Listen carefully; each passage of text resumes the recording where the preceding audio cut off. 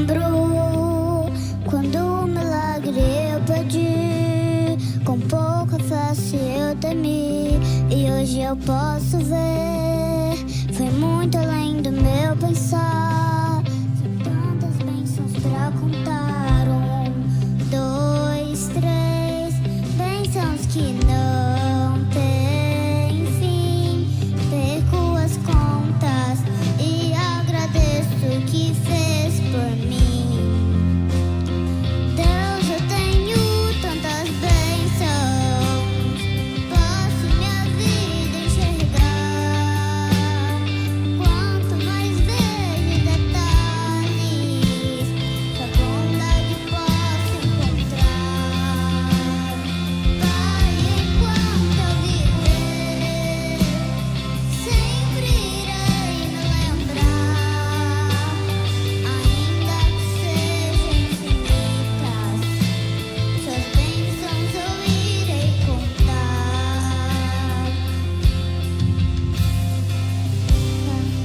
Fase dura para sempre, por isso eu não vou me esquecer.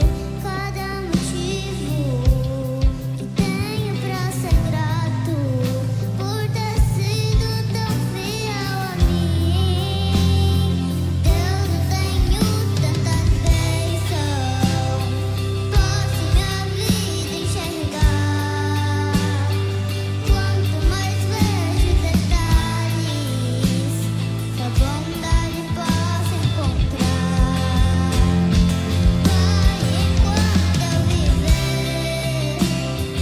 sempre irei me lembrar, ainda que sejam infinitas, suas bênçãos eu irei contar.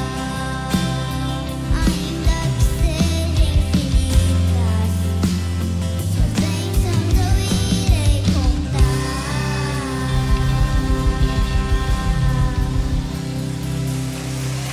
Aleluia! Convido você a ficar em pé. Vamos adorar ao Senhor nessa noite. Abra o seu coração nessa noite.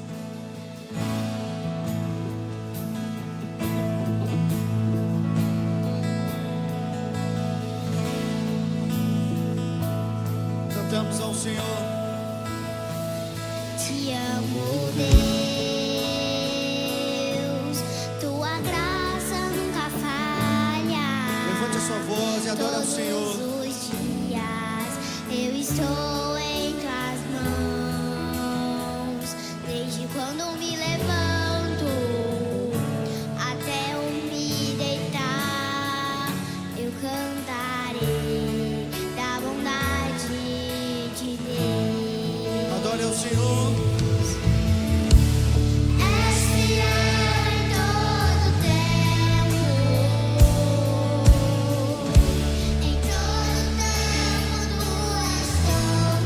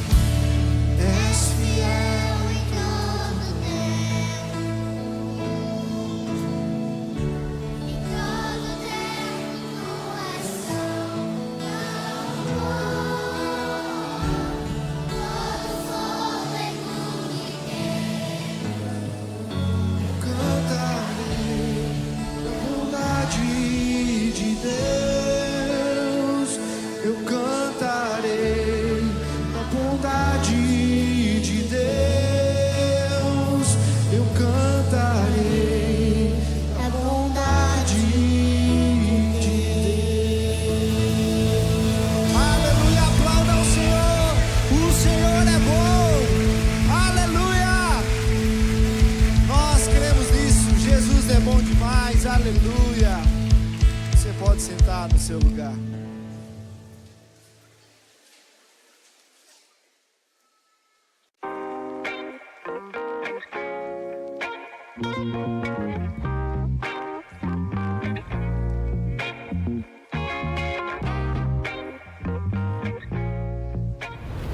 Olá, esse é o Fique por Dentro, o quadro que te atualiza sobre o que vai acontecer e o que já aconteceu na nossa casa.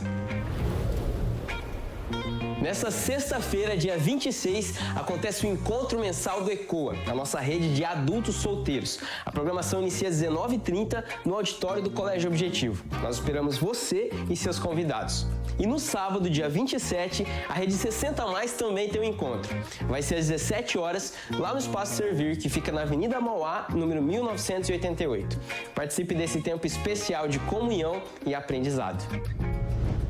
Ainda dá tempo de contribuir com a nossa campanha do agasalho. Até dia 30 de junho, estaremos arrecadando roupas de inverno, calçados e cobertores para abençoar pessoas em situação de vulnerabilidade. Você pode entregar sua doação nas celebrações de domingo aqui no ginásio ou no Espaço Servir, que fica na Avenida Mauá, 1988, de segunda a sexta-feira, em horário comercial. Contamos com você nesse movimento de cuidado e amor ao próximo.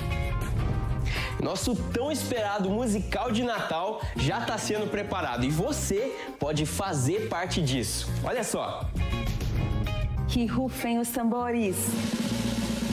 Já começaram os preparativos do musical de Natal 2026 e nós queremos convidar você a fazer parte desse sonho. Se você gosta desse ambiente de produção, dos bastidores, cenografia, dança, atuação, música, cenário, é tanta área para trabalhar que você não pode ficar de fora. A gente vai ter uma reunião especial para apresentar esse projeto no dia 1º de julho, uma quarta-feira, às 19h30, no auditório do Colégio Objetivo. Vem participar com a gente! Vem aí a Escola Bíblica de Férias, com o tema Campeões da Fé. Vão ser 3 tardes de muita diversão e aprendizado para crianças de 5 a 9 anos. Já anota aí, 6, 7 e 8 de julho, das 14 às 17h30, com check-in a partir das 13h30. As inscrições já estão abertas. É só escanear o QR Code que vai aparecer no telão ao final da celebração e inscrever os seus pequenos. Para continuar por dentro de tudo, nos acompanhe nas nossas redes sociais. Até uma próxima!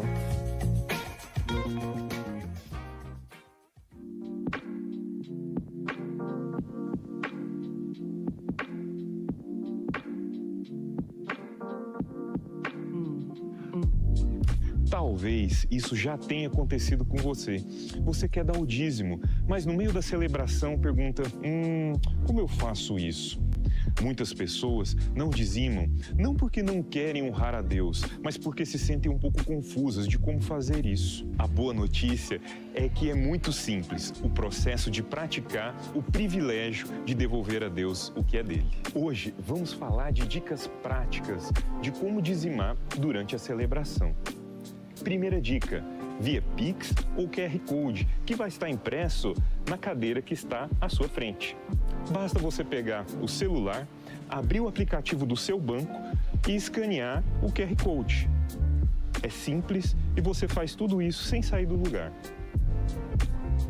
Segunda dica: via quiosque de contribuição. A qualquer momento durante a celebração, você pode vir aqui e trazer o seu dinheiro em espécie ou utilizar a maquininha de cartão. É direto e super simples. Terceira dica: por agendamento via Pix ou transferência bancária. Isso facilita muito para aqueles que não querem esquecer. Você programa tudo antecipadamente e garante que o seu dízimo seja entregue no tempo certo. Acima de tudo, lembre-se, dar o dízimo é um privilégio de sermos coparticipantes na obra transformadora que Deus quer realizar. E podemos fazer isso com muita alegria, aqui na nossa igreja, com um coração grato. O nosso chamado é permanecermos fiéis e sermos dizimistas, para a glória de Deus.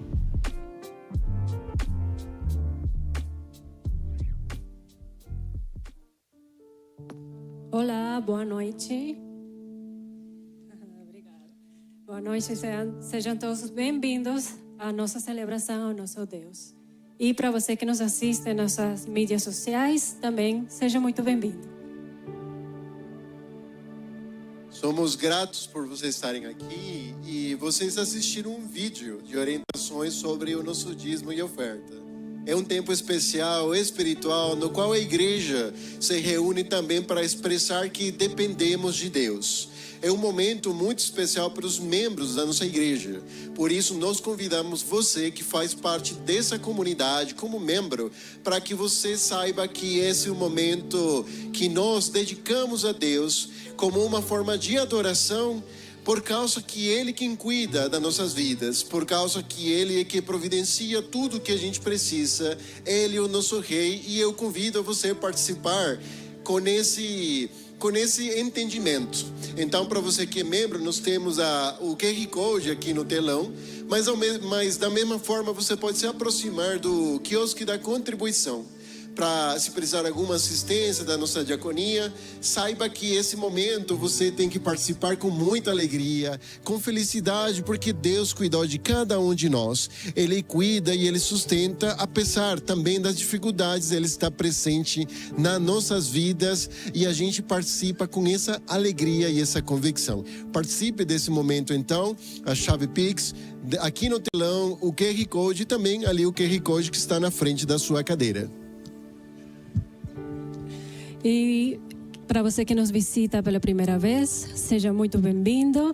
Se nossos voluntários não conseguiram ver você chegando, convido você a que no final do culto se aproxime ali no quiosque de conexão para receber um presentinho da nossa parte. É toda a hospitalidade da segunda IPI de Maringá. Queremos te conhecer, não vá embora sem antes se aproximar, ganhar um presentinho com que a gente entrega com muito carinho, mas principalmente saber teu nome, saber de onde você veio. Nós queremos estar ali atentos para orar por você e a sua família.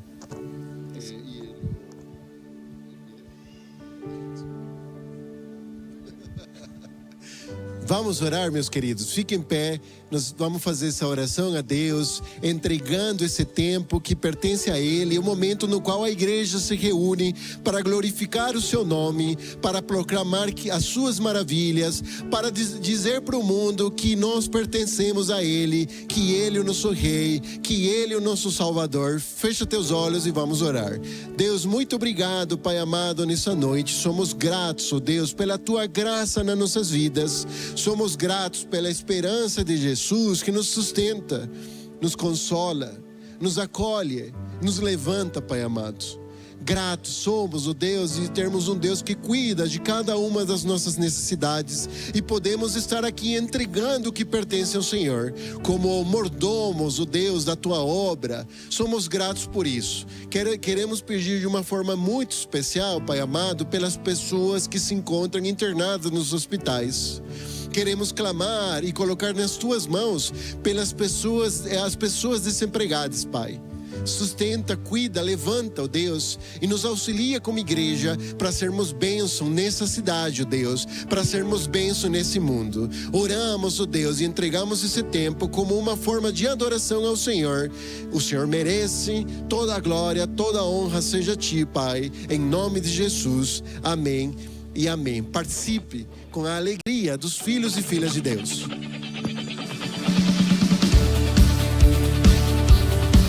Com alegria no seu coração e as palmas.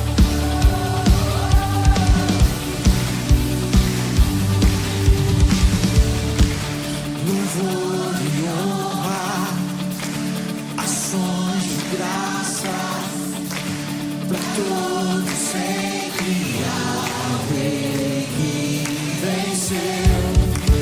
Poder e força, sabedoria,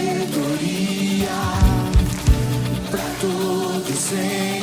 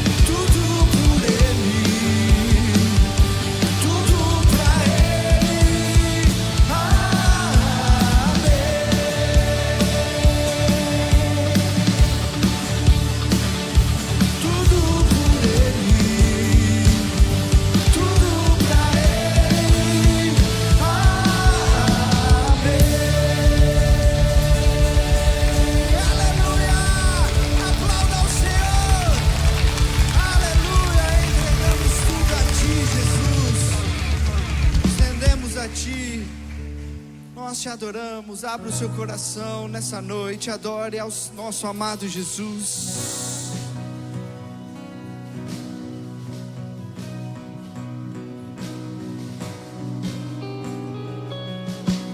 Cantamos ao Senhor. Vejo o amor do Pai, mistério que não posso entender.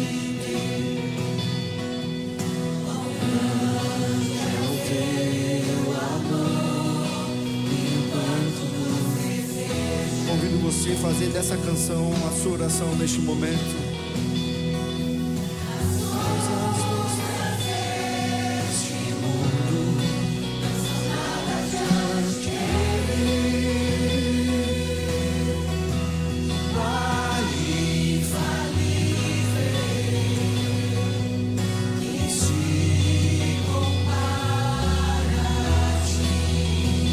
Faça dessa canção a sua oração.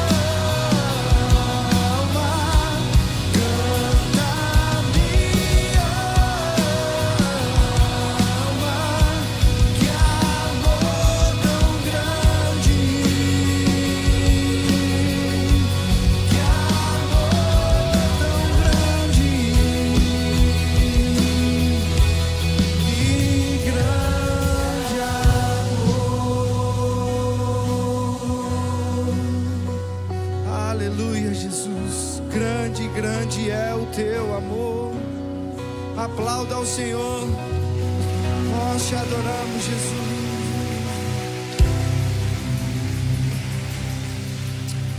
Te adoramos, Jesus.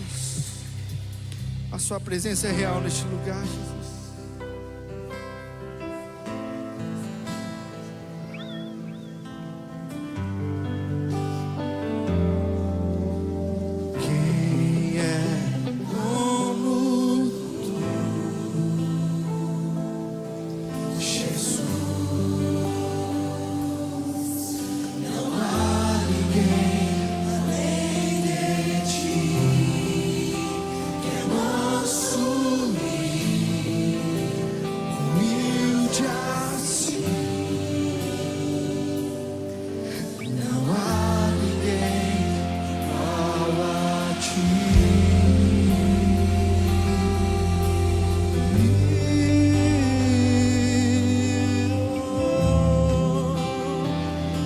Você a levantar a sua voz e a dizer ao Senhor: Ele é maravilhoso,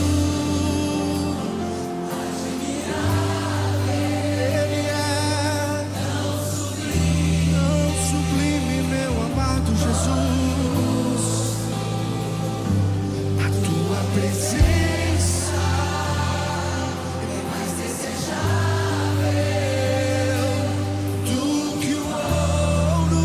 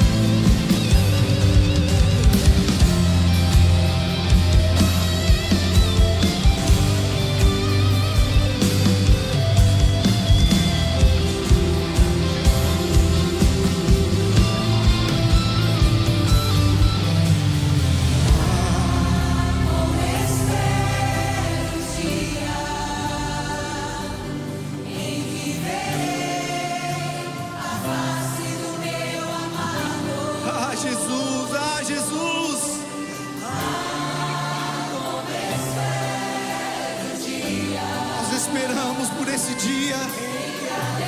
Nós esperamos por esse dia. Ansiamos por esse dia. Ah, Jesus! Como espero o dia, meu amado, a face do meu amado Jesus, do meu amado. Como espero o dia,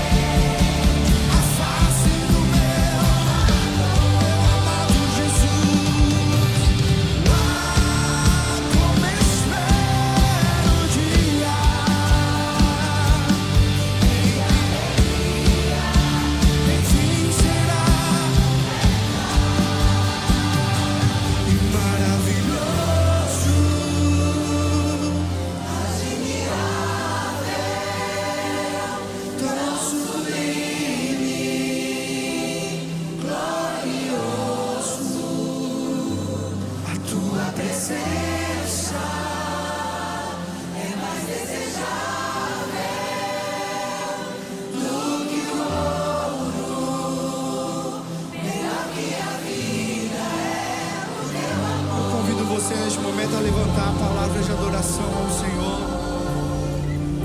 Levante a sua voz em adoração ao nosso amado Jesus. A presença de Jesus é real neste lugar. Eu posso sentir, Jesus está aqui. Ah, Jesus, abra os céus neste lugar. Abra os céus neste lugar, Jesus. Venha o teu reino, venha o teu reino, Jesus. Venha o teu reino, Jesus.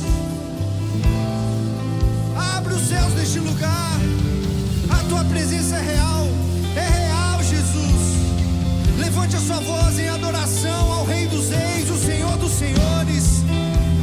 Exaltado tu és, Jesus.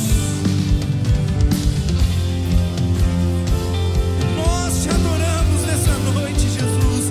Nos rendemos a ti, entregamos tudo a ti, Jesus. A nossa vida, os nossos desejos, Jesus.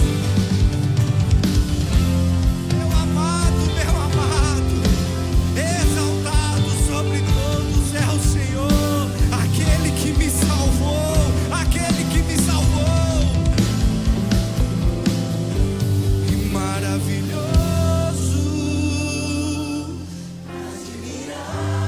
Ele é o nosso amado Jesus, tão sublime, Jesus. A tua presença,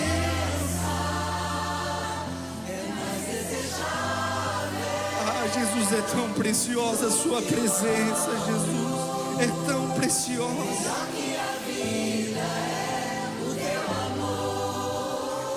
A ti seja a honra, Jesus, a ti seja a glória e todo louvor. Nós te amamos, Jesus, com todo o nosso coração. Nós te amamos, Jesus, com toda a nossa força, Jesus, nós te amamos. Eu te amo, Jesus. Eu te amo, Jesus. Meu amado, meu amado, meu amado. O amor da minha vida é o Senhor. O amor da minha vida é o Senhor, Jesus. Toda a glória ao Senhor, toda a honra ao Senhor. Aleluia, Jesus. Nós te amamos, Jesus.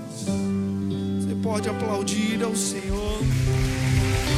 Aleluia. Santo, santo, santo é o Senhor. Maravilhoso. Aleluia, Jesus. Aleluia. Aleluia.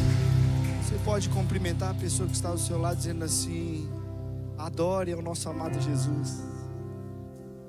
Você pode sentar no seu lugar. Amém.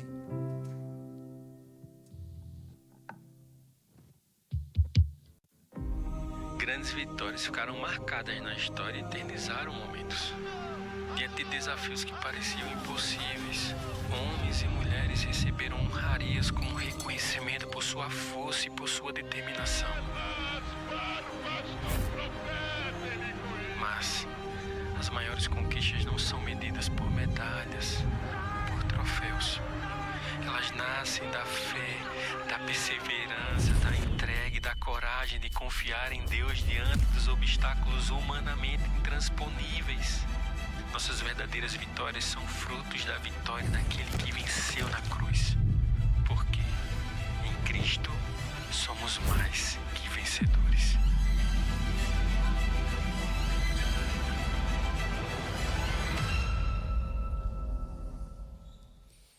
Graça e paz em nome de Jesus. Uma excelente noite para você que está aqui conosco, você que acompanha pelas redes sociais e TV Unicesumar. Uma alegria ter você com a gente nessa celebração. E hoje nós iniciamos uma nova série de mensagens que tem um tema subentendido aí, mais que vencedores. Está adaptado ao clima que estamos vivendo hoje como país, diante de uma das competições mais importantes que acontece a cada 4 anos.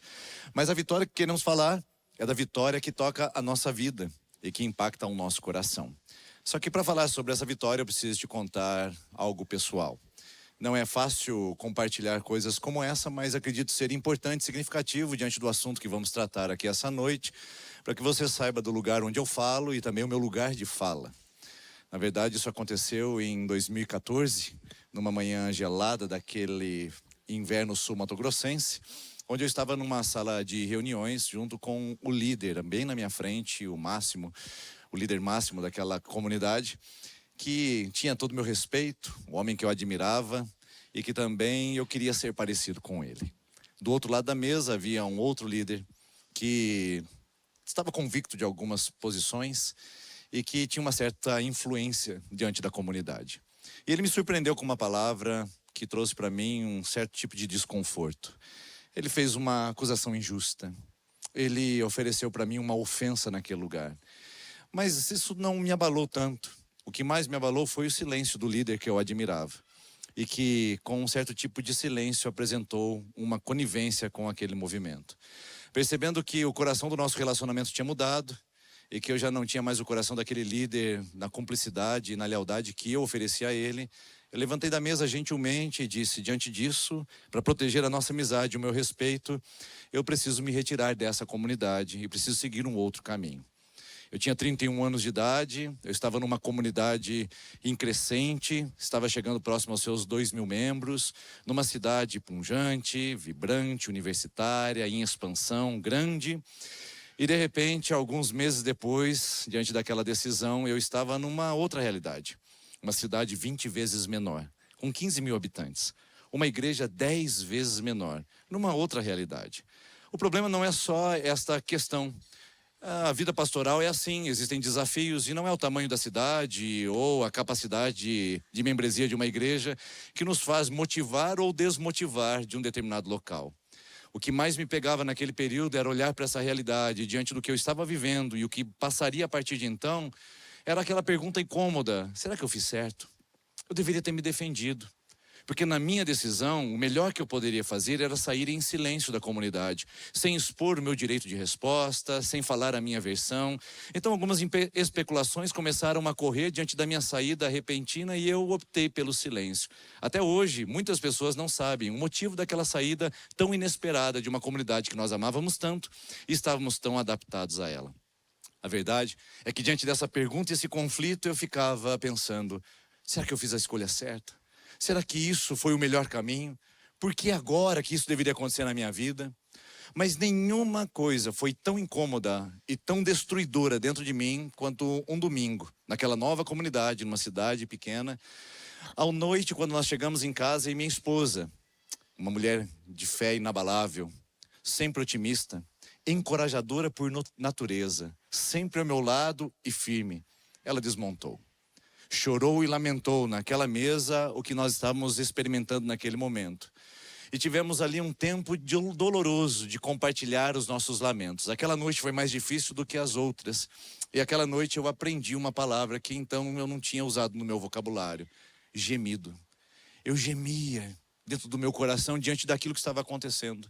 Eu gemia diante daquele imediato caos, desorganização, frustração e até aquele sentimento de decepção. Parece que eu havia colocado a minha família numa rota de sofrimento e também de angústia, que parecia que eu não conseguiria superar. Mas a verdade é o que você vê hoje aqui. Começou naquele lugar, em 2014, diante daquela reunião, em 2015, diante dessa nova realidade. E nesse sofrimento, nós fomos desenvolvendo e entendendo o que significa ser mais que vencedor. Você sabe que lugar é esse? Você sabe qual é o lugar do gemido, não é verdade? Você já esteve lá, embora não ministerialmente, talvez no seu casamento. E talvez, pior ainda, você esteja lá exatamente agora, gemendo diante de uma vida familiar que beira o fracasso. Talvez o seu gemido esteja envolvido com seus negócios, amizades, experiências, sentimentos de injustiça, coisas que tocaram a sua vida, tocaram o seu coração, e você, assim como eu, sabe do lugar de fala quando nós falamos de sofrimento. Mas talvez você esteja se perguntando: qual é o sentido de começar uma palavra de vitória falando sobre sofrimento? Porque é aqui que muitos de nós nos perdemos. É aqui que muitos de nós tentamos encontrar respostas para as nossas realidades que passam longe das Escrituras e fundamentam os nossos pés em terreno arenoso, escorregadio e até perigoso. Um dos recursos que nós mais usamos para lidar com o sofrimento que nos toca e com as desilusões que nos afetam repentinamente ou avisadamente é a questão de que a gente precisa saber que você não precisa sair do seu sofrimento ou evitá-lo para saber que você é mais que vencedor. Porque muitos têm essa intencionalidade. Quando eu vencer, quando eu resolver, quando essa batalha terminar, quando eu conquistar, então eu experimentarei. Mas você vai perceber que na vida cristã não existe esse quando, não existe esse ser. Existe uma caminhada e uma jornada que começa a partir da dor e do terreno comum a todos nós. Só que as respostas que nós damos a isso são superficiais e muitas vezes são respostas evasivas, que não nos levam a atingir o âmago do problema. Uma dessas respostas é aquilo que eu chamo de triunfalismo evangélico. Ele é muito presente na nossa vida e na nossa religiosidade.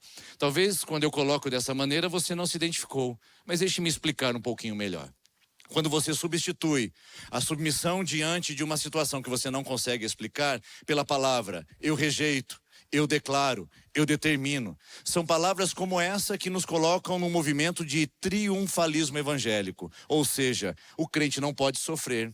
E se você está numa condição penosa ou desfavorável, é fruto unicamente de uma brecha que você deixou.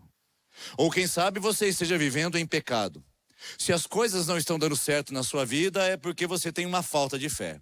Então o triunfalismo evangélico, embora seja muito utilizado como um recurso retórico no meio neopentecostal de forma predominante, a verdade é que ele é travestido de espiritualidade, cuja roupagem mesmo, na verdade, esconde crueldade.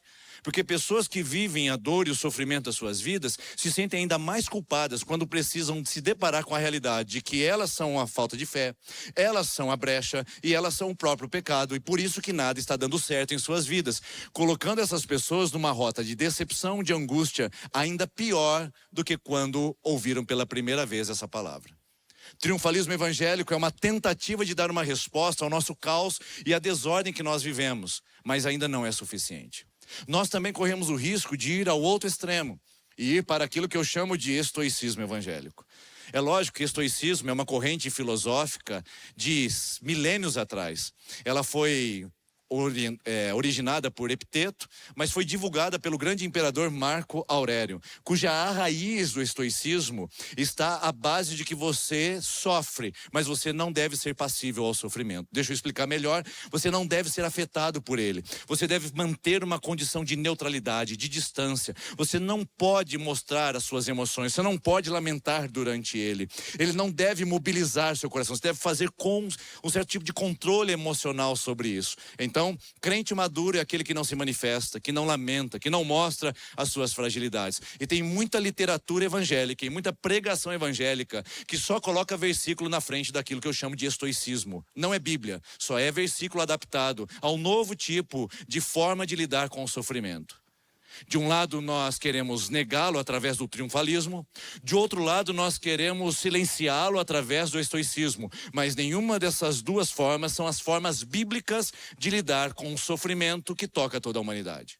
Então, pastor, qual seria a forma e qual seria a maneira? Só há uma única alternativa viável e não outra. É o realismo bíblico. Ninguém tem autoridade de falar sobre a nossa atividade em meio ao sofrimento. Ninguém tem tantos recursos para nos orientar em meio ao nosso caos, senão as escrituras sagradas, que são o caminho e a rota para que a gente entenda esse movimento que é comum a toda a humanidade. Para falarmos de vitória, nós precisamos começar falando sobre derrota. Para falar sobre mais que vencedores, a gente precisa entender o que significa de fato esse sofrimento e como as escrituras apresentam essa realidade de uma maneira nua e crua, para que você e eu saibamos o lugar que pisamos. Um dos textos mais maravilhosos que apresentam essa realidade é Romanos capítulo 8. Inclusive, é a partir desse texto, no versículo 37, que nós estabelecemos o tema da nossa nova série de mensagens. O texto diz assim: mas em todas essas coisas, somos mais do que vencedores por meio daquele que nos amou. Mais do que vencedores no versículo 37. Mas os teólogos e estudiosos reconhecem que Romanos capítulo 8 é muito mais do que o ápice do versículo 37 da nossa super vitória. Ele é, na verdade, o resultado de uma elaboração teológica que começa no versículo 18. E o apóstolo Paulo, para começar a falar de vitória, ele precisa originar o seu argumento no sofrimento. Tal qual como comecei com você aqui essa noite. O texto diz assim, Romanos capítulo 8, versículo 18, dezenas de versículos antes de chegarmos até o lugar que pretendemos essa noite. Diz assim, considero, eu sei, eu reconheço que os sofrimentos do tempo presente não podem ser comparados com a glória que em nós será revelada. A criação aguarda com grande expectativa que os filhos de Deus sejam revelados, pois a criação foi submetida à inutilidade, não pela sua própria escolha, mas por causa da vontade daquele que a sujeitou, na esperança de que a própria criação será liberta da escravidão, que conduz à decadência, para receber a mesma gloriosa liberdade dos filhos de Deus. De onde o apóstolo Paulo parte? Do sofrimento. Porque para mim eu tenho por certo de que o sofrimento, a palavra significa aflição, angústia, aperto. Esse texto está relacionado aos sofrimentos que nós vamos viver? Não. Estão relacionados aos sofrimentos que vivemos um dia? Não. O texto está no presente do indicativo. Os sofrimentos do tempo de hoje, do solo chamado agora, do seu calendário. Não é aquilo que você viveu em 1987 e não será aquilo que você viverá em 2032. O sofrimento que te toca agora, que é comum a você, que é comum a mim, que visita as nossas casas, do mais rico ao mais pobre, do homem à mulher, da criança ao adulto senil, de todos os recursos e de todas as categorias, em todas as posições, do letrado ao indouto, do crente ao ateu. A realidade é que todos nós, indistintamente, pisamos um solo comum da humanidade, chamado sofrimento. Cá estamos nós. E o apóstolo Paulo diz, os sofrimentos de hoje, de agora, que toca você enquanto você está sentado nessa cadeira, que visitam seus pensamentos e estrangula sua alma enquanto você participa dessa celebração ou assiste a esse vídeo. A verdade é que esse sofrimento do tempo presente é uma realidade de um mundo que, segundo o apóstolo Paulo, perceba o texto, foi reduzido à inutilidade, à escravidão e à decadência. A verdade é que o solo comum que você e eu pisamos não escolhe quem é melhor ou quem é pior. Basta vivermos para experimentarmos isso. Aliás, João capítulo 16, versículo 33, me lembra de uma frase dos mais importantes teólogos que já pisaram sobre a face da terra. O próprio Cristo, ele diz, no mundo vocês terão aflições, sofrimentos, angústias. Esta é a realidade que todos nós vivenciamos e que infelizmente através do triunfalismo queremos driblar com palavras mágicas e declaratórias e que através do estoicismo queremos negligenciar e atenuar, silenciando o gemido da nossa alma.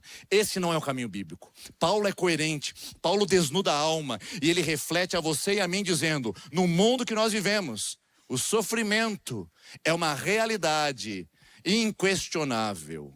E é a partir daí que ele vai elaborar uma frase que eu resumi para você aqui nos meus pensamentos. Você não precisa sair ou evitar o seu sofrimento, como pretende o triunfalismo, como pretende o estoicismo. Você precisa entender que é apesar de e dentro de o seu sofrimento que você é mais que vencedor. É nesse lugar que a sua vida se dá e é nesse lugar que a vitória acontece. Mas para chegar lá eu reconheço que a gente precisa de uma jornada. Qual é a jornada que nós vamos fazer? No próprio texto. O versículo 22, Paulo continua elaborando a tese de que todos nós sofremos. E ele continua com esse tema na janela de consideração e de interpretação. Perceba, o texto diz, pois sabemos que toda a criação geme em conjunto como se sofresse dores de parto até agora. Lembra? O mundo que foi reduzido à inutilidade, decadente e escravo, agora geme com dores de parto. Agora, não somente isso, mas nós mesmos, que temos os primeiros frutos do Espírito, gememos interiormente, esperando ansiosamente a adoção como filhos e a redenção do nosso corpo. Nessa esperança, fomos salvos. Contudo, a esperança que se vê não é esperança, pois quem espera por aquilo que está vendo? Entretanto, se esperamos o que não vemos, com paciência o aguardamos. Da mesma forma, preste bem atenção que da mesma forma recupera o que foi dito anteriormente. Da mesma maneira, o Espírito nos ajuda em nossa fraqueza, sofrimento, aperto, pois não sabemos como devemos orar, mas o próprio Espírito intercede por nós com gemidos inexprimíveis. Os teólogos e os comentaristas desse texto estão convencidos de que Romanos 8 é uma das espécimes mais raras e é um dos movimentos mais ricos das Escrituras que apresentam uma verdade poderosa poderosíssima, a nossa vida em Cristo, apesar da nossa dor. Veja o texto agora só em destaque. 3 vezes a palavra gemido aparece aqui. 3 vezes significa que existe uma importância dentro da hermenêutica bíblica. A palavra começa no tom universal. Toda a criação. O cosmos foi afligido. O cosmos foi tocado. O universo experimentou a presença do pecado, a desconfiguração da santidade. Ele experimentou a presença difícil e incômoda do pecado na humanidade. A nossa relação com a natureza, o sistema mundo se corrompeu. Nós estamos diante de uma presença de um pecado onde nós não sofremos sozinhos.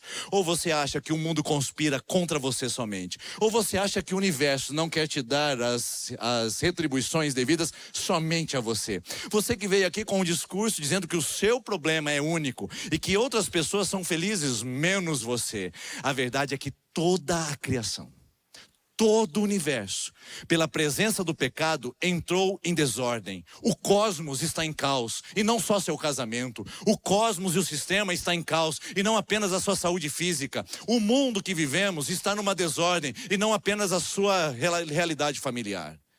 Paulo começa do universal, mas ele puxa isso para o mais próximo de nós. E ele diz: se o universo geme, se a criação presencia a presença incômoda do pecado, nós também. Nós quem, irmãos? Nós os que cremos.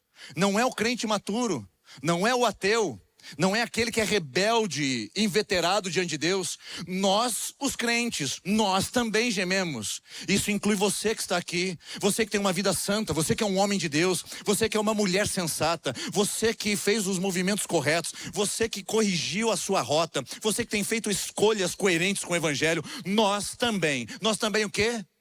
Gememos. Nós também sofremos. Nós também lamentamos e choramos. A angústia está presente na nossa alma. Não temos melhores ou piores aqui essa noite, desde o que ocupa esse altar até o que senta na última fileira. Nós também, genericamente e especialmente, gememos. Você sabe qual é esse lugar, e você sabe do que eu estou dizendo. Só que o apóstolo Paulo amplia a ideia. Ele diz: todo o universo geme, nós também gememos e não fomos poupados do sofrimento, e o próprio Espírito da mesma forma geme. Aqui está uma realidade divina que nenhuma religião até hoje se propôs a fazer. As religiões, e especialmente a religião grega, na qual Paulo responde imediatamente, são tomadas pela cultura de que deuses são impassíveis, eles são alheios às dores humanas, eles não podem ser fracos como os fracos humanos, eles não podem sentir dor, sofrimento. Mas Paulo apresenta um Deus patós. A palavra grega patós aqui para ao termo sofrer, que também está relacionada à palavra estenós, que é a palavra gemer, tem uma relação de apertar, de pressionar, de espremer. O texto diz que dentro de nós, o Espírito Santo faz harmonia com o som, um som que ecoa no universo. O universo geme por causa do pecado, um som que ecoa no coração de uma humanidade caída. O pecado nos faz gemer diante do sofrimento, mas esse Deus não nos tira do sofrimento para nos dar a vitória. No sofrimento, Ele geme conosco.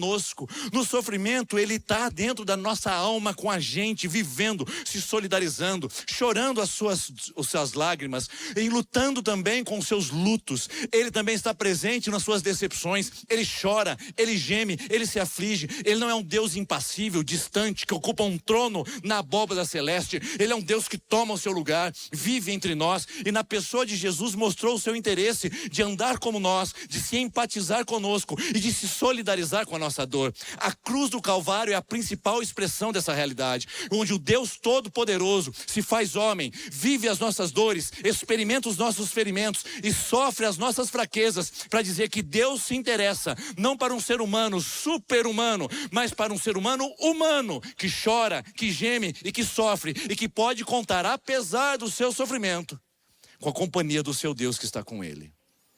Esse cristianismo é totalmente diferente do cristianismo triunfalista ou estoico, ou de qualquer proposta religiosa desse mundo. Nesse ponto, o apóstolo Paulo diz: se tudo geme, a gente precisa entender que o sofrimento faz parte da vida humana, e é nesse sofrimento que nós sabemos Veja bem que a palavra novamente aparece. Sabemos, estamos convencidos, conhecemos. Não é manipulação emocional, não é experiencialismo, é convicção. Nós estamos convictos de que todas as coisas cooperam juntamente para o bem daqueles que amam a Deus, dos que foram chamados de acordo com o seu propósito. Pois aqueles que de antemão conheceu, também os predestinou para serem conformes à imagem do seu Filho, a fim de que ele seja o primogênito entre muitos irmãos. Aos que predestinou também chamou, e aos que chamou também justificou, e aos que justificou também glorificou. Vamos por partes? Vamos olhar para esse texto a partir de todas as coisas cooperam. E vamos olhar duas coisas importantíssimas aqui nesse termo, todas as coisas cooperam. Primeiro, existe um sujeito oculto. João Calvino é um reformador que escreveu no século XVI um comentário sobre Romanos. E naquele comentário ele diz que a providência não é passiva. Ou seja, dá a impressão ao ler esse texto de que as coisas se ajustam casualmente. Dá a impressão que ao ler esse texto as coisas se organizam de uma maneira autônoma. Mas a verdade que João Calvino levanta é que existe um arquiteto, existe um engenheiro, existe uma mão divina que ao redor de tudo isso trabalha, opera, manipula, manuseia, maneja, para que todas as coisas entrem no seu devido lugar, não porque é fruto do caos, acaso ou casualidade, mas porque é fruto da providência. O tema é soberania de Deus, o tema é Deus está acima de todas as circunstâncias, ou seja, há um agente por trás de todas essas coisas, configurando-as, retomando-as e fazendo-as contribuir para o nosso coração. Agora preste bem atenção. O termo é em todas as coisas. Esse agente, o Deus Todo-Poderoso, Providente, ele age não naquilo que você seleciona, não aquilo que você acha que é matéria-prima de qualidade. Ele pega tudo. Ele pega desde um ventre estéril que não consegue dar à luz a um filho, a uma família volumosa, cheia de alegria no compartilhar do almoço no domingo à tarde. Ele pega desde as lágrimas de uma mulher abandonada e solitária, a um jovem que acabou de conquistar a sua carreira profissional. Ele pega das experiências de luto de uma pessoa que acabou de sepultar um ente querido a uma pessoa que acabou de receber a promoção no seu trabalho. Ele não escolhe qual é a melhor experiência. Ele não escolhe qual é o melhor fragmento para trabalhar na sua vida. Assim como você e como eu queremos selecionar, não queremos passar por decepções ou angústias, mas ele não escolhe. Ele apenas trabalha com aquilo que ele tem em suas mãos para fazer com que a sua providência faça cooperar, faça contribuir todas as coisas. E a palavra grega é panta, de panteísmo, de panteão, tudo. Eu sei que você quer escolher algumas coisas para Deus fazer contribuir. Você jamais esperava estar divorciada nessa idade, não é verdade? Você jamais esperava que o seu casamento poderia dar errado em tão pouco tempo. Você nunca imaginou que a sua empresa poderia quebrar apesar da sua solidez e robustez financeira. Você nem imaginava que estaria numa igreja evangélica depois do que você viveu aí nessa experiência de injustiça. A verdade é que nós não podemos escolher quais são os fatos que Deus vai fazer contribuir para a nossa vida. Só podemos entregar nas mãos dele aquilo que foi planejado e aquilo que não foi planejado. Aquilo que faz sentido para você e aquilo que faz sentido algum. Aquilo que é bom, mas aquilo que também é ruim. Porque esse Deus pode fazer cooperar todas as coisas. Aquilo que o diabo tramou contra a sua vida e aquilo que as suas escolhas infantis e imaturas fizeram. Deus pode pegar qualquer substrato, qualquer matéria-prima, desde as melhores às piores, quando submetidas à sua vontade, e transformá-las. É aqui que nós estamos numa posição de maior privilégio de quem não crê. Aqui não é o fato que a gente está dizendo que Deus faz as coisas a partir da nossa impropriedade, a imprudência, da nossa precipitação. Não é isso. O texto diz, de todos aqueles que amam a Deus, Deus faz cooperar aqueles que o amam, ou seja, aqueles que creem. Existe algo chamado de graça comum, que toca toda a humanidade. Ou seja, em Mateus capítulo 5, Jesus fala, Ele, Deus, faz nascer o sol sobre justos e injustos, graça comum. Deus faz brilhar o sol na empresa daquele que paga os seus impostos em dia e daquele que é um sonegador inveterado. Deus faz nascer o sol sobre justos e injustos, naquele que está fazendo tudo certo e naquele que está fazendo tudo errado. Ele também diz, Jesus, que Deus faz chover e molhar a terra, tanto do justo, ou melhor, do bom, como também do mal. Isso é graça comum. A graça comum toca todo mundo, como o pecado comum também toca toda a humanidade. Só que nós estamos numa posição de superior privilégio, irmãos. A verdade é que Deus faz contribuir todas as coisas, porque quando o sol não nasce sobre o injusto, tudo que ele tem é sua injustiça, mas quando o sol não nasce sobre o justo, tudo que nós temos é a graça e a misericórdia de um Deus que está trabalhando sobre nós. Quando a chuva não vem sobre o mal, tudo que ele tem é a sua maldade, mas quando a chuva não vem sobre um bom, tudo que nós temos é um Deus que, bondoso e caridoso como ele é, atua em nossas limitações e privações. Por isso é muito melhor o caminho do justo, daquele que ama a Deus, porque para esse Deus pega todas as matérias-primas e transforma-as em cooperação para a sua glória e para o seu louvor. Nesse lugar nós trafegamos enquanto crentes, mais do que vencedores, porque Deus faz cooperar todas as coisas. Opa, peraí, faltou uma palavra. Todas as coisas juntamente. Algumas traduções bíblicas não trazem esse termo, sabia disso? Então tome cuidado na leitura da sua tradução. Porque a palavra juntamente é uma palavra poderosíssima e não pode ser omitida na tradução. É a palavra grega sinergos, de onde vem o termo sinergia. E o que é a sinergia? É quando a soma do todo é muito maior do que a soma das partes. O resultado é muito maior do que os fragmentos. Então Paulo diz, Deus, que é o agente de todos os movimentos, pega todas as matérias-primas e todos os fragmentos da nossa história e faz contribuir sinergos, juntamente, cada pedaço, cada partícula, cada movimento, e ele traz para si em conjunto. Deus não trabalha separado.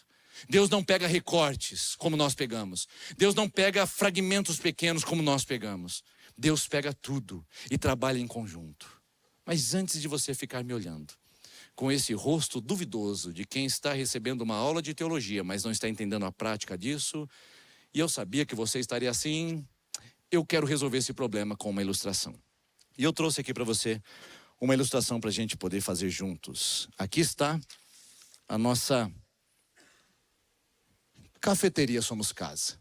Seja bem-vindo e bem-vinda à nossa cafeteria. E vamos fazer juntos agora o nosso café Somos Casa. Um café saboroso, maravilhoso. Deixa eu colocar aqui todos os elementos necessários para esse. Ótimo. Vamos lá. Estamos aqui então com todos os elementos, todas as coisas necessárias para fazer um café. E eu pergunto para você, esses grãos aqui, são café? Ainda não, são só grãos. Para eles tornarem café, nós precisamos fazer um procedimento. E quem sabe faz ao vivo, não é verdade? Vamos lá, fazendo o procedimento para o nosso café.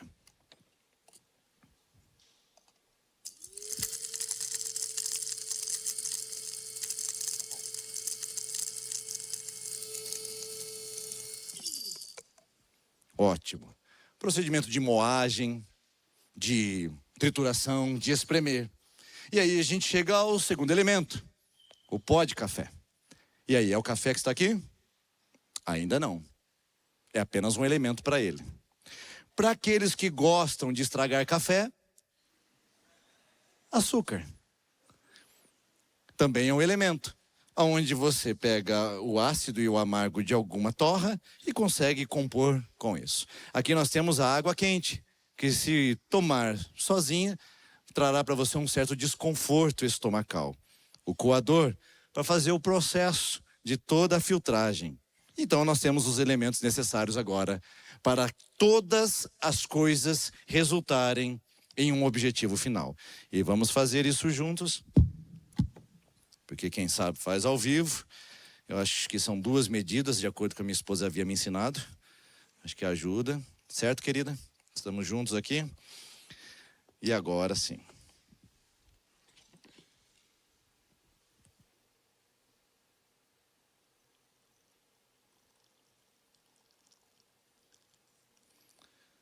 Não sei se chegou o cheirinho aí, mas aqui já chegou. Isso não é café. Isso não é café. Não é café. não é café. Isso é café. E quando eu tomo esse café, ele é o resultado de todas as coisas, de todos os processos que foram colocados juntos. Você entendeu agora o que significa todas as coisas cooperam juntamente? Você não pode definir a sua vida por um fragmento da sua história. Você não pode dar um destino à sua existência a partir de um recorte de uma experiência. Você não pode se estereotipar e nem julgar os outros a partir de uma visão míope e restrita de uma realidade. Paulo diz que todas as coisas, esse Deus providente, coloca no mesmo lugar e faz com que elas trabalhem ao nosso favor, apesar de muitas vezes serem experiências amargas, apesar de muitas vezes serem experiências de aflições e de dores. Esse Deus providente trabalha em cada uma delas para fazer com que no final, elas contribuam. É aqui que uma pessoa mais que vencedora se posiciona. E é aqui que o apóstolo Paulo elabora a ideia de que tudo aconteceu, tudo vem acontecendo, e isso é um fato inquestionável do passado. Veja só o termo no passado. Todos estão no auristo grego. É um tempo onde o passado não pode ser mexido. Ele foi feito, está lá e ninguém pode alterar. Ele diz que Deus predestinou, Deus chamou, Deus justificou. Até aqui tudo bem. São palavras no passado que fazem sentido, mas a próxima não faz sentido estar no passado. Deus glorificou. Nós não fomos glorificados ainda. Nós estamos aguardando a glorificação do nosso corpo, de acordo com 1 Coríntios 15. Nós esperamos o tocar e o ressoar da última trombeta, onde Jesus virá e se manifestará a todos os olhos, e então nós seremos glorificados para com Ele. Nós não fomos glorificados ainda.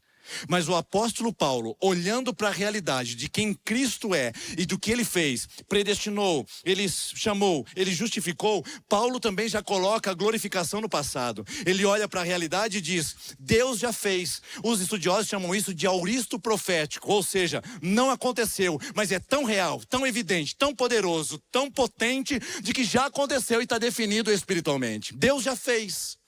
Portanto, a atitude de mais que vencedor não é onde ele chega, é onde ele está.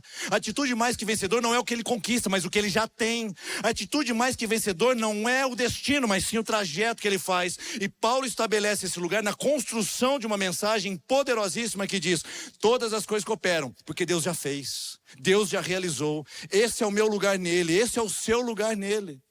E nesse lugar, você precisa saber que você não precisa sair do seu sofrimento ou evitá-lo para ser mais que vencedora, para ser mais que vencedor, para você entender sua posição em Cristo.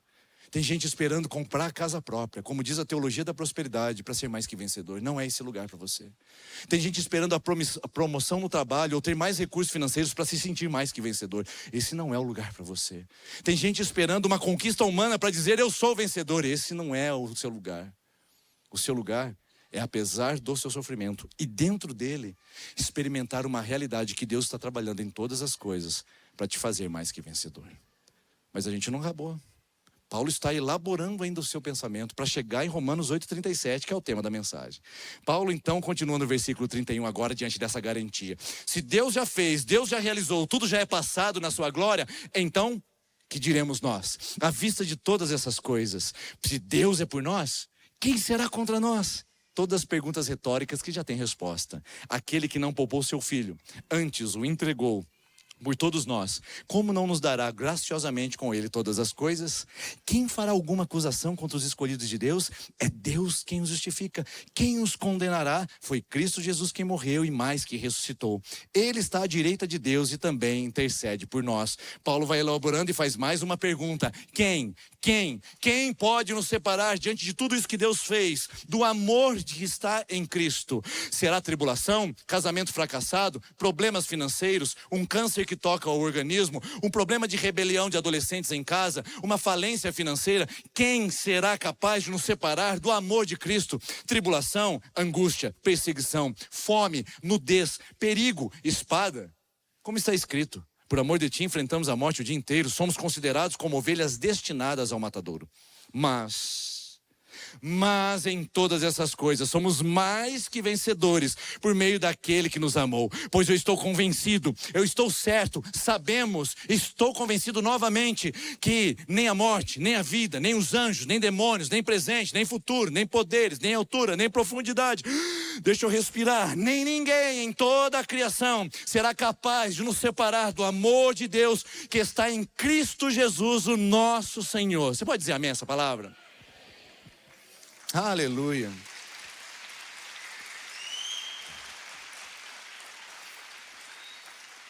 É lindo quando nós somos capazes de assentir e reconhecer uma palavra que não é uma frase de efeito.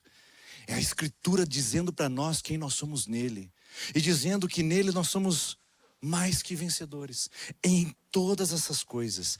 A palavra em todas as coisas, em grego, não é igual ao nosso português. Quando eu falo em todas as coisas, o que você imagina? Através delas, com elas, sobre elas. Mas a palavra grega significa dentro delas. Deus não precisa de tirar do sofrimento para fazer você um mais que vencedor. Dr. Martin Lloyd Jones, ele diz o seguinte no seu comentário de Romanos, ele fala: o crente sabe que enquanto ele batalha, ele já está vencendo. Essa é a nossa realidade. Dentro da batalha, dentro da luta, dentro do sofrimento, dentro do fracasso, dentro da derrota, dentro da vitória, dentro do sucesso, dentro da celebração, dentro de tudo isso, em todas as coisas, nós somos mais do que vencedores. Agora, essa palavra é muito bonita. Somos mais que vencedores. O que vem a ser isso? Qual é a realidade de ser mais que vitorioso? Vencedor já comunica tudo, não comunica? Vencedor já comunica tudo que nós precisamos, mas o Paulo vai além, ele diz que nós somos mais. E qual é a realidade disso? Deixa eu ilustrar para você. Paulo está escrevendo uma carta aos Romanos. Ele escolhe meticulosamente e sistematicamente cada parágrafo. Ele quer elaborar bem as palavras. E ele vai descrevendo o nosso sofrimento. Ele vai escrevendo o gemido da criação, do ser humano, do próprio Deus. Ele descreve que Deus está trabalhando em todas as coisas. E quando ele chega de que nós somos predestinados, justificados, que nós fomos glorificados, ele grita por dentro dele mesmo: "Uau, que coisa linda! Que coisa maravilhosa! Sabendo que ninguém me condena, sabendo que ninguém me separa, sabendo que Deus é tudo em todos, eu tenho que dizer alguma coisa, eu preciso dizer algo para os crentes que estão me ouvindo, eu preciso de uma palavra." Então ele coloca a pena na boca e pensa: que palavra é essa? Que palavra é essa? Com o que o crente é diante de um Deus tão poderoso como esse, de uma palavra tão poderosa como essa? Qual é a palavra? E ele não tem. É aí que ele inventa. Hipernikonel, que significa em grego hiper, abundante, excessivo, exagerado. Hiper, você sabe o que é. Nikol, que significa vencer. Essa palavra não existe em nenhum lugar da Bíblia e não existe no vocabulário grego. Ele inventou. É uma palavra para dizer: você não é apenas um vencedor, você é um tipo diferente de vencedor, porque a sua vitória não se estabelece naquilo que o mundo chama de vitória. Por isso eu inventei uma nova palavra para dizer a vocês que vocês são super vitoriosos, super vencedores. Não sei se você entende o que isso quer significar, porque é difícil no português entender uma pessoa que é mais que vencedor.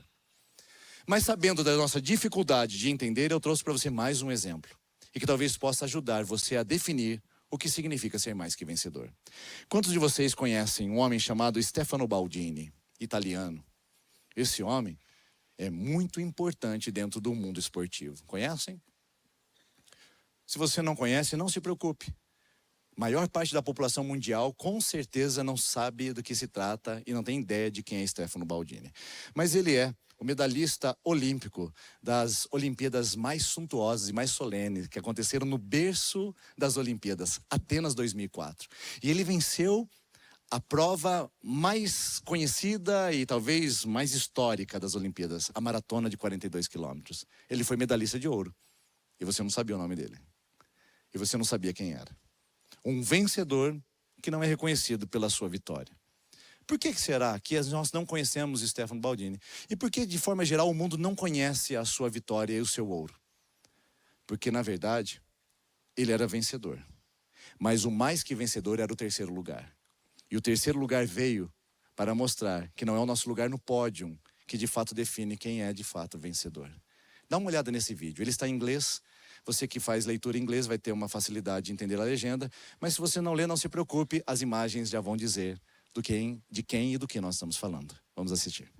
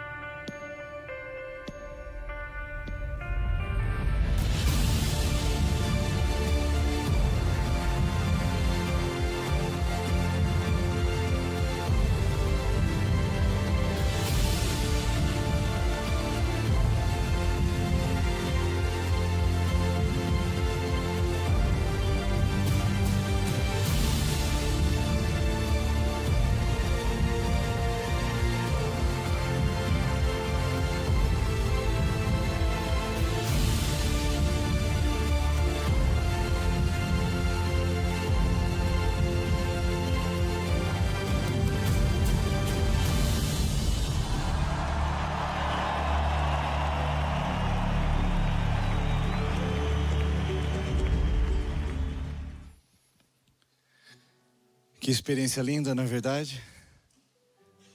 Enquanto ele entrava por aquele estádio, ele experimentava em si a alegria de chegar em terceiro.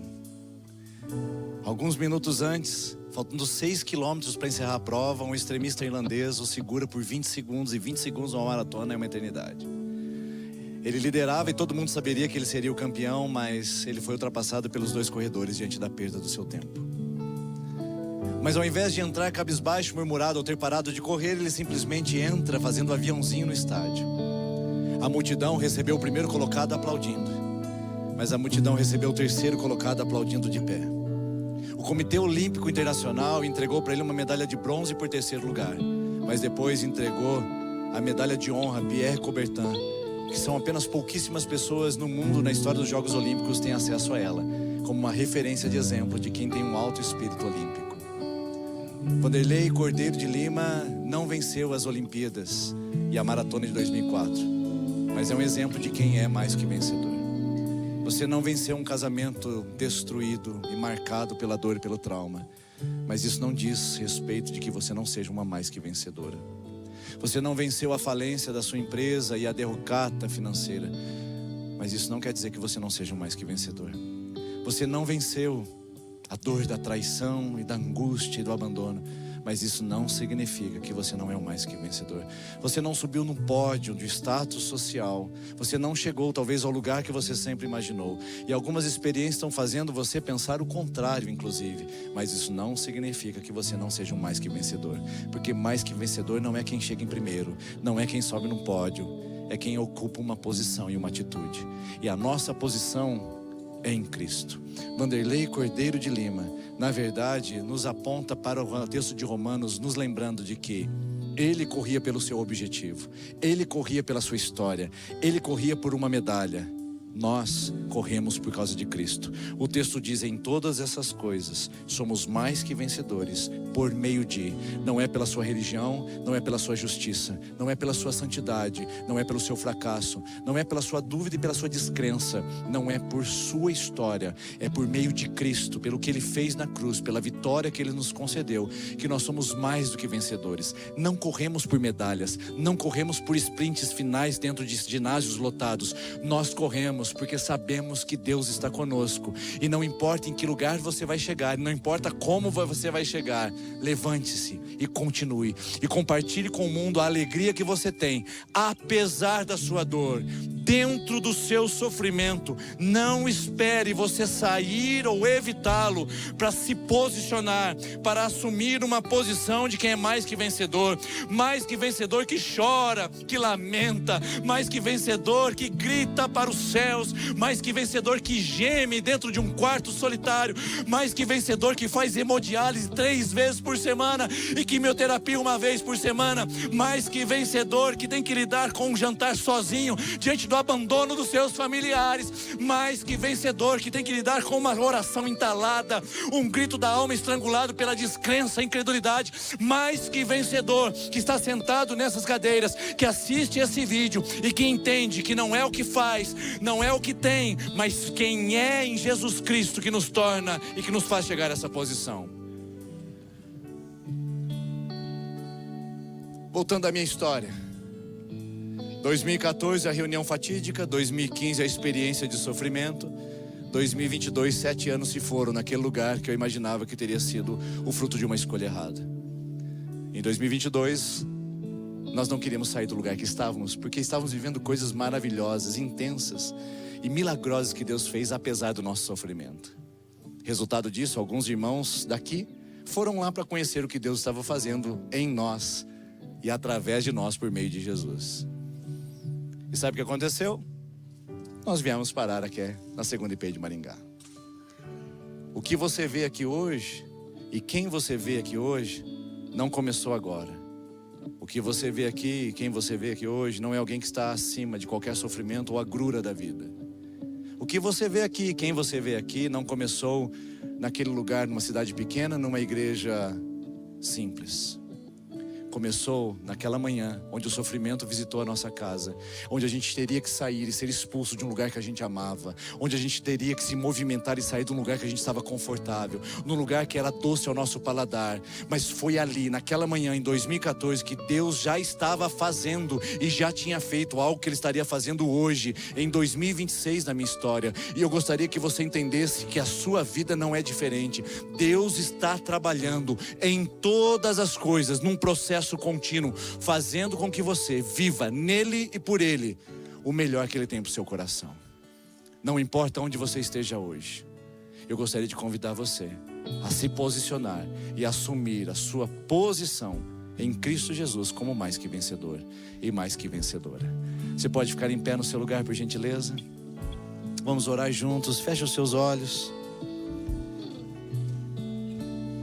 Você não precisa sair ou evitar o sofrimento para ser mais que vencedor. Você só precisa estar em Cristo, viver Cristo, amar a Cristo e andar segundo o propósito de Cristo. Senhor Jesus, Tu que conheces os gemidos da alma, os gritos por socorro, Tu que sabes dessas pessoas que dizem: arruinei tudo, estraguei tudo. Tu que conheces o clamor dessa pessoa que diz: por que eu, Deus, por que comigo? Essas pessoas que se sentem injustiçadas e até mesmo, ó Deus, invadidas por sofrimentos e angústias que não esperavam. Senhor Jesus, nos lembre que o Senhor é vitorioso. Nos lembre que o Senhor está acima da tempestade. E acima dela o Senhor também está em nós, em Cristo. Em Cristo o Senhor veio morar dentro de nós. E em Cristo nós viemos, ó Deus, ter a presença do Senhor através dos caminhos que fazemos. Então, Jesus, grita conosco, chora conosco, mas também nos levante para continuarmos a jornada como mais que vencedores em Cristo Jesus. Amém. Vamos cantar.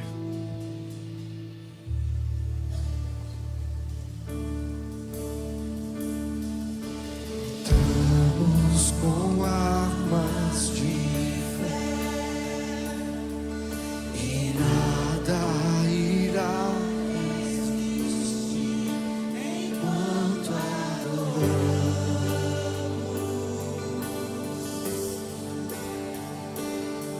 Em meio às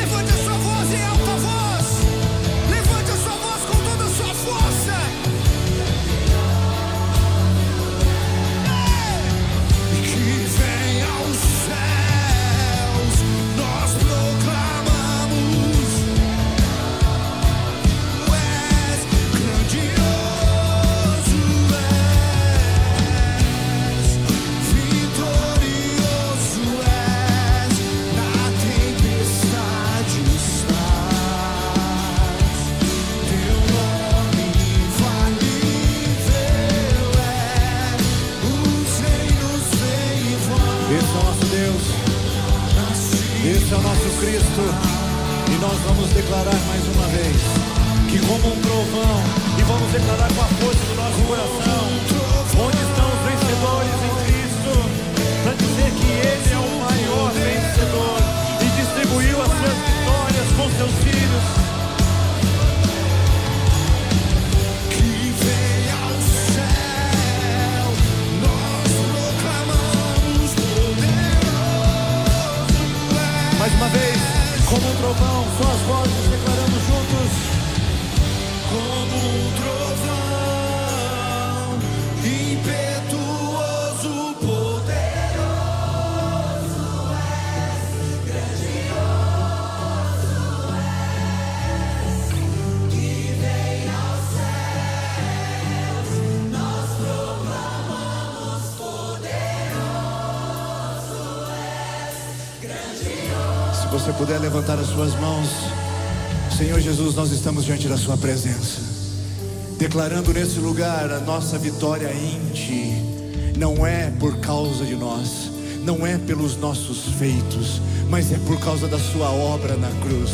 Porque o Senhor triunfou contra principados e potestades, expondo-os à pública vergonha naquela cruz. E tendo o Senhor triunfado, delegou essa vitória também a nós, contra principados e potestades. O Senhor venceu o inferno, o Senhor venceu a morte, o Senhor venceu o pecado, o Senhor venceu o diabo, e o Senhor veio morar dentro de nós. Cristo em nós, a esperança da glória. Cristo em nós, apesar do sofrimento. Cristo em nós, apesar da lágrima, do luto, da dor. Cristo em nós, apesar daquilo que eu vivo. Cristo é a esperança da glória. E em Ti eu canto, a Ti eu adoro, a Ti eu me posiciono, a Ti, ó Deus, eu rendo a minha vida, a minha história. Vai rendendo o seu coração, minha irmã. Vai colocando diante do Senhor, porque Ele é vitorioso.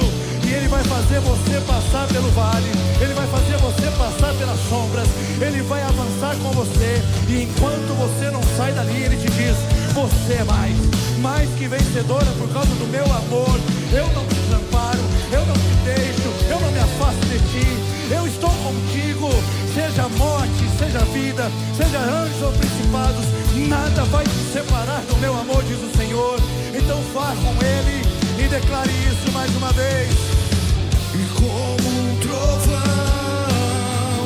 impetuoso, poderoso, esse é o nosso Cristo, grandioso, que faz o barulho na nossa desordem, que grita em meio à nossa dor, nós proclamamos e que expressa: está consumado, está consumado. como um trovão, impetuoso, grandioso és, que vem ao céu. Para encerrar, um lindo coral dizendo: vitorioso és. Vamos lembrar o caráter do nosso Deus. Vitorioso és, na tempestade estás, teu nome infalível é, os reinos vêm e vão, teu trono acima está, teu nome imutável. Aleluia, você pode aplaudir o nome de Jesus, o vencedor, o vencedor. Te adoramos, Jesus. Obrigado pela sua presença, e que o amor de Deus, a graça do Senhor Jesus, as consolações do Espírito Santo que gemem em você, através de você, com gemidos inexprimíveis, te acompanhe hoje e para sempre, te torne mais que vencedor, hoje e para sempre, amém. Deus abençoe, tenha uma excelente semana, e cumprimente a pessoa que está perto de você, esse vencedor e essa vencedora, em nome de Jesus.